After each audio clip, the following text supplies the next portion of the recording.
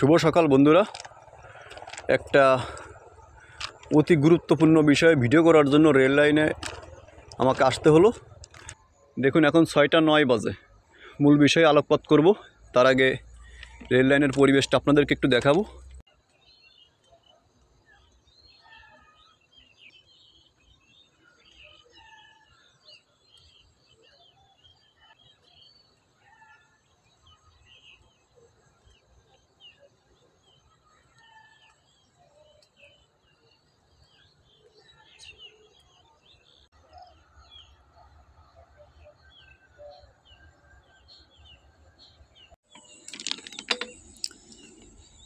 খুব ভোরবেলা কন্টেন্ট তৈরি করার জন্য চলে আসলাম। দেখুন, শুভ সকাল বন্ধুরা। খুব সকাল সকাল একটা ভিডিও তৈরি করার জন্য চলে আসলাম। ওয়াকিং করার জন্য চলে আসে, জগিং করার জন্য চলে আসে, এবং প্রত্যেক বছর অসংখ্য মানুষ ট্রেন দুর্ঘটনার শিকার হয়। দেখুন আপনারা, এটার অন্যতম কারণ হচ্ছে এই কুয়াশা। এটার অন্যতম কারণ হচ্ছে এই কুয়াশা। এটার অন্যতম কারণ হচ্ছে কুয়াশায় ট্রেনের আওয়াজ মোটেই শোনা যায় না। ট্রেনের আওয়াজটা কুয়াশা ভেদ করে আমাদের কান পর্যন্ত আসে না, এবং অনেক সময় দেখা যায় যে 10-15 ফুট বা 20 ফুট আগে পিছেও ট্রেনের আওয়াজটা আমরা শুনতে পাই না।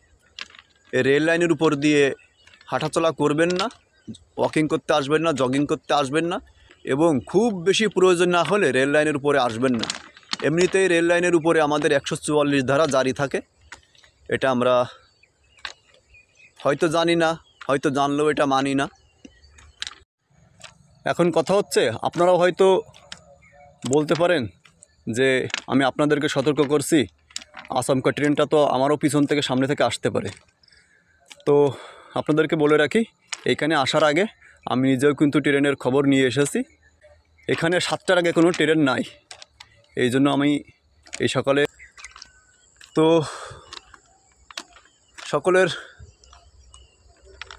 সকলের সুস্থ এবং সুন্দর জীবন কামনা করছি। সকলে ভালো থাকবেন, সুন্দর থাকবেন, এবং আমাদের সবসময় সতর্ক থাকতে হবে। কারণ একটি দুর্ঘটনা সারা জীবনের কান্না। কারণ সেকেন্ডের দুর্ঘটনা সারা জীবনের কান্না। বিশেষ করে রেলের দুর্ঘটনা ঘটলে আপনার লাইফ রিস্ক 100%।